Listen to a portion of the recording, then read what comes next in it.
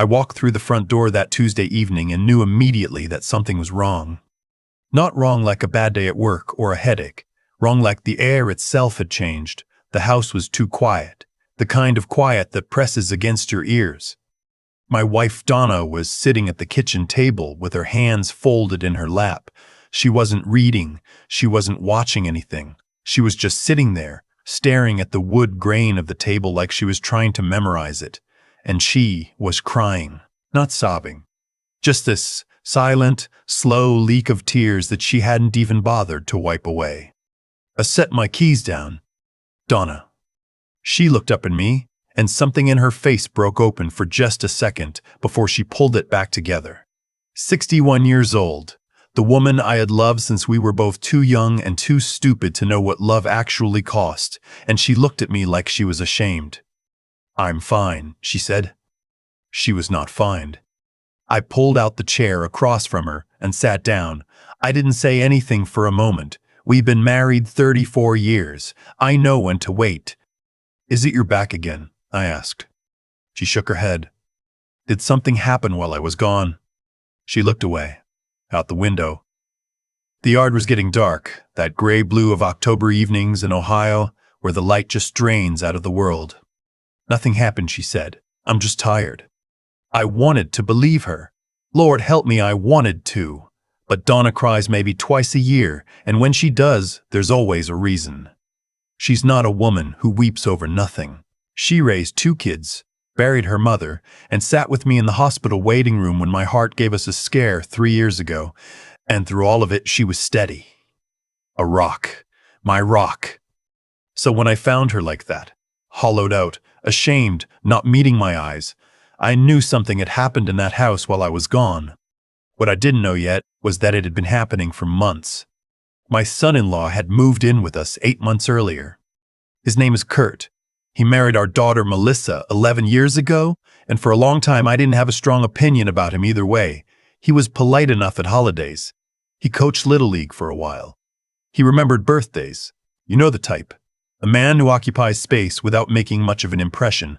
Donna liked him fine. Melissa seemed happy. That was enough for me. Then 2 winters ago, Melissa got the job offer in Portland. A real one. Senior project manager of the tech firm. More money than either of them had ever seen. She'd worked 15 years for something like that. I was proud of her. We both were. The problem was their house.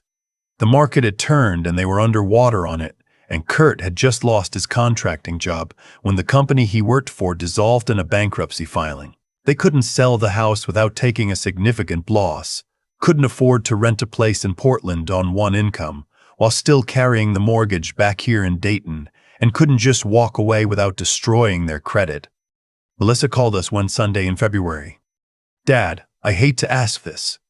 She didn't have to finish the sentence. I already knew what was coming. And I want to be honest here. I said yes without much hesitation because that's what you do. That's what family does. You don't let your kid twist in the wind when you have a house with a spare bedroom and a driveway big enough for another car. The plan was for Kurt to stay with us in Dayton while he found work, handled the house situation, and eventually joined Melissa in Portland once things stabilized. Maybe 3 months, we figured. 4 at the outside. 8 months later, he was still in our guest room. I need to stop here and explain something about my wife because it matters for what comes next. Donna has a condition called vasovagal syncope. Her blood pressure drops suddenly under stress or physical exertion, and she can faint without much warning.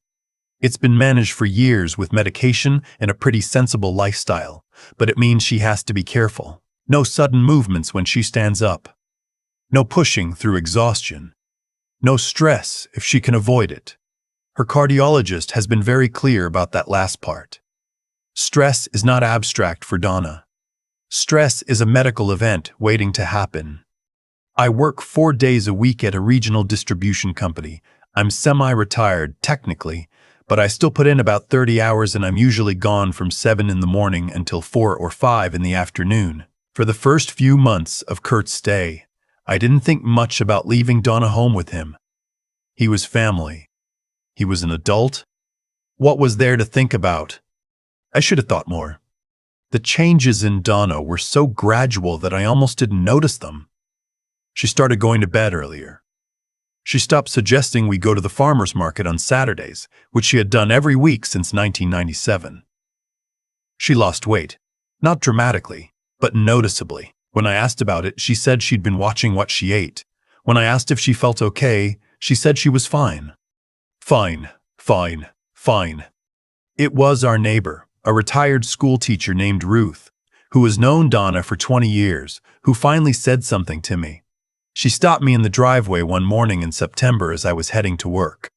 "Eugene," she said, "I don't mean to interfere, but Donna doesn't look well. Has she been to the doctor?" I told her she'd had her checkup in July and everything was normal. Ruth looked at me with that particular expression that older women use when they've decided to say something they know you don't want to hear. "I saw her last week when I came to return the casserole dish. That young man was there, your son-in-law." She paused. She seemed frightened. I carried that word with me to work. Frightened.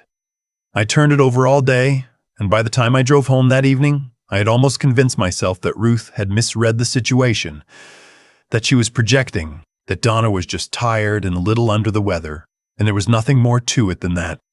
And then I walked in and found Donna sitting at that table with tears drying on her face. I didn't push her that night. I made dinner. I sat with her. I watched the news. But I didn't sleep. I lay in the dark next to my wife, listening to her breathe and thinking about the word Ruth had used. Frightened. The next morning, after Donna left for a water aerobics class and Kurt's truck was gone from the driveway, I went to the small room off the garage where I keep my tools and my files. 2 years ago, after a rash of package thefts on our street, I had installed a security camera system, 4 cameras, one at each corner of the house, with a unit that records everything to a hard drive and keeps 30 days of footage. I checked it every few weeks just to make sure it was working. I'd never once reviewed the footage for any reason other than a missing package. I sat down in front of the monitor and I went back 14 days. What I found took the floor out from under me.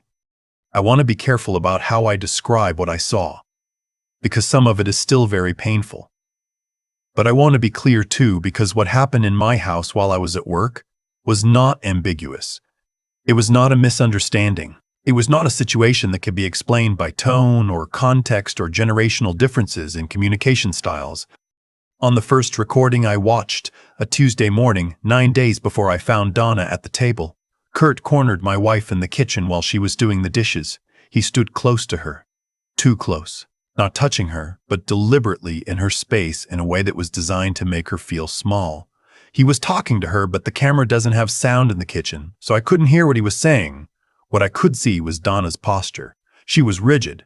Her hands had stopped moving. She was staring at the dish in her hands like if she just stayed very still, very quiet, he would stop. He didn't stop for 11 minutes. I timed it. On a Thursday recording from the previous week, I watched him go through the filing cabinet in the living room, the one where we keep household documents, insurance papers, the deed to the house. While Donna was in the backyard, he took photographs of several documents with his phone. On a Friday, I watched him sit down across from Donna at the kitchen table with a piece of paper and push it toward her. She shook her head. He pushed it back. She shook her head again. He leaned forward and said something, and she put her hand over her mouth and looked out the window with the expression of a woman who has nowhere left to go. She did not sign the paper that day, but I could see that she was wearing down.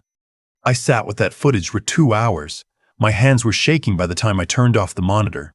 Then I picked up the phone and called my son Neil. Neil is 38.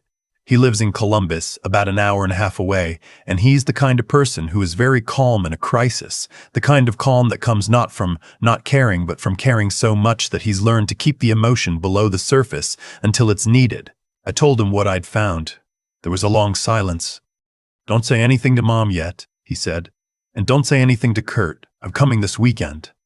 "The paper he pushed at her," I said. "I need to know what that was." "We'll figure it out. Just don't do anything until I get there." That was the hardest 4 days of my life. I went to work. I came home. I watched my wife move through our house like a woman walking on ice. always careful, always listening for a sound she didn't want to hear. I watched Kurt sit at our dinner table and eat the food Donna cooked and thank her with a politeness so practiced it made my stomach turn. And I said nothing. I smiled. I talked about football. I was cordial to a man I wanted to throw out of my house by the collar. I needed to know what he had been showing her. I needed to know what he wanted. Neil arrived Saturday morning while Kurt was out. The three of us sat at that same kitchen table, and Donna finally, with Neil holding her hand, told us what had been happening. It had started in June. Kurt, it turned out, had not spent the summer looking for work. He had spent it building a plan. The house in Dayton, our house, the house Donna and I had paid on for 26 years and owned outright, was worth, at current market value, somewhere between $280,000 and $310,000. Kurt had learned that. He had also learned that Donna's name was on the deed alongside mine, and he had come to the conclusion, on his own, in the quiet of that guest room, that he was entitled to some portion of that value. His approach was not to ask, his approach was to pressure. He had told Donna, in those long mornings while I was at work, that Melissa was unhappy, that the marriage was in trouble, that the only thing keeping it together was financial stability, which they didn't have, which was our fault for not helping more. He told her that a mother who truly loved her daughter would understand what was at stake. He said it calmly. He said it repeatedly. He said it in the way that people say things when they want the other person to understand that there's only one acceptable answer. The paper he'd pushed at her was a gift deed.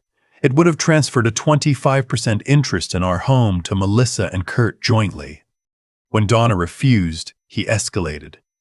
He began making comments about her medication, about her condition. He told her that a woman with her health issues was lucky to have family nearby. He reminded her, on more than one occasion, that things could change quickly when someone's health declined. He never made an explicit threat, he was too smart for that, but the implication was always there, hovering in the air of whatever room she was in. She hadn't told me because she was afraid I would do something that would damage our relationship with Melissa. Our daughter was in Portland, far from all of this, and Donna didn't want to destroy Melissa's marriage or her image of her husband without being certain. She kept thinking it would stop. She kept thinking she could handle it herself. She had been handling things herself her whole life. I looked at my wife across that table and I thought about 11 minutes standing at the kitchen sink. I thought about the photograph of our deed on a stranger's phone. "He needs to leave today," I said. Neil nodded. Donna closed her eyes. The conversation with Kurt happened that afternoon in the living room, with Neil present. I want to be honest. I had rehearsed what I would say, and when the moment came, I said almost none of it. I sat down, I looked at him, and I said, "I've reviewed the security camera footage. I know what's been happening here while I was at work. I need you to pack your things and leave my house by this evening." He didn't deny it immediately. He looked at me with an expression I hadn't seen on him before. Calculating, measuring, deciding how much I actually knew. Then he said, "Eugene, I think there's been a misunderstanding." "There hasn't," I said. "Melissa is going to want to hear both sides of." "You will not use my daughter's name to negotiate with me in my owned house," I said. "You have until 6 o'clock. He left at 5:30. What came next was harder in some ways. We called Melissa that evening. Neil and Donna and I together, on speaker at the kitchen table. It was one of the most painful conversations I've ever been part of. Melissa cried. She said she hadn't known. She said she didn't believe it. She said she didn't want to believe it, which is a different thing. And I think she knew that. Neil walked her through what we had, the footage, the documents, the gift deed. He was gentle with her. He was always better at that than me. There was a long silence after Neil finished. Then Melissa said, "I need to call you back." She called back 2 hours later. Her voice was different. Quieter. She had confronted Kurt, and he had, apparently, not denied it the way he denied it to me. The story he told her was that he'd been trying to help, that he'd been desperate, that he hadn't meant for it to go as far as it did. He had cried. She told us he had cried. I did not say what I wanted to say about that. What I told her was that I loved her, that her mother loved her, that nothing that had happened changed that by even a fraction of a degree. In the weeks that followed, we consulted a real estate attorney to ensure the deed was secure and no unauthorized changes had been made. It hadn't been. Donna had held firm. And we changed the locks on the house and updated the passwords on our financial accounts. Our attorney recommended we also file a report with the local police department, not necessarily to pursue criminal charges but to create an official record. We did. The officer who took the report told us what Kurt had attempted could constitute criminal coercion under Ohio law, and that if we wished to pursue it, there was a path. We didn't pursue it. That was Melissa's decision more than ours, and we respected it. She filed for divorce 3 months later. I want to say something about that because it's where people always expect the story to get easier. The divorce made it official. The bad actor was removed from the picture. Justice, in the way we talk about justice, was served in the sense that he was gone and we were safe. But Melissa lost her marriage. Whatever was wrong with Kurt, whatever combination of desperation and entitlement and moral vacancy produced what he did, he had still been her husband for 11 years. She had still believed in that life. And watching your child grieve something like that, even when the thing she's grieving deserved to end, is its own particular kind of pain. There is no clean victory when your family is the battlefield. Donna took a long time to recover. Not physically. Her cardiologist cleared her with no new concerns. But she moved through the house differently for months. She startled at sounds. She was quieter than her usual self. One night in November, she told me that what had bothered her most, more than the fear, was the shame. The sense that she should have been stronger. Should have told me sooner. I held her hand for a long time before I said anything. You were strong, I told her. You held that line for months. Alone. You didn't sign anything. She didn't say anything to that, but she squeezed my hand. I'm 63 years old. I worked 31 years to own that house outright. I married a woman who was worth more than everything we own or ever will own, and I did not always tell her that as often as I should have. I had assumed that she was safe in her own home. I had assumed that being family meant something to the people we called family. I had believed, somewhere underneath everything, that love was a kind of protection. That the people who ate at our table and borrowed our tools and called us on Father's Day would not look at what we'd built together and see something to take. I know better now. I don't say that with bitterness. I say it as a man who learned something late that I wish I had learned sooner. Check on the people you love, not the big moments, the quiet Tuesdays. The mornings when you're at work and you assume everything is fine. Install the cameras not just for the packages, but for the people inside. Notice when someone you love has stopped suggesting the farmer's market. Notice when they've started going to bed an hour early. Notice the quiet, because the quiet is where the things that matter are either being protected or slowly taken apart. Donna is doing better now. She went back to the farmer's market in March. First time in almost a year. She bought a flat of strawberry starts and replanted the side garden, something she'd been putting off for 2 summers. I watched her from the kitchen window with dirt on her hands and the late spring light coming through the leaves, and she looked exactly like the woman I married. Almost exactly. She looks up a little faster when the front door opens now. She always knows where her phone is. I can't decide whether I grieve that or respect it. Maybe both. Maybe that's all right. What I know is this. I did what I had to do as a husband, even if I did it later than I should have. The house is ours. The deed is unchanged. My wife is safe. My daughter is healing in Portland, in a smaller apartment now, building something new from the pieces. And every evening when I come through that front door, I look first at Donna's face, not her posture, not the room, not what's on the stove, her face. To see that she is okay. She always sees me do it, and she always gives me a look that is equal parts exasperated and grateful, the look of a woman who knows exactly what her husband is checking for and has decided to let him check. That look is the whole world to me. There's a moment after everything settled, after the locks were changed, after the attorney visits, after Melissa's voice on the phone got quiet in that particular way, when I sat alone in the garage and just stayed there for a while. Not thinking, exactly, just sitting with it. What Kurt didn't happen because he was some kind of monster. I've thought about that a lot. He was a man who got desperate and made a choice, and then kept making it, quietly, day after day, in the hours when he thought no one was watching. That's the part that stays with me, not the single bad decision, but the sustained one, the kind that requires you to look at another person, a woman who cooked your meals and gave you a room in her home, and decide, again and again, that what she had was more important than who she was. That's not desperation. That's a failure of character.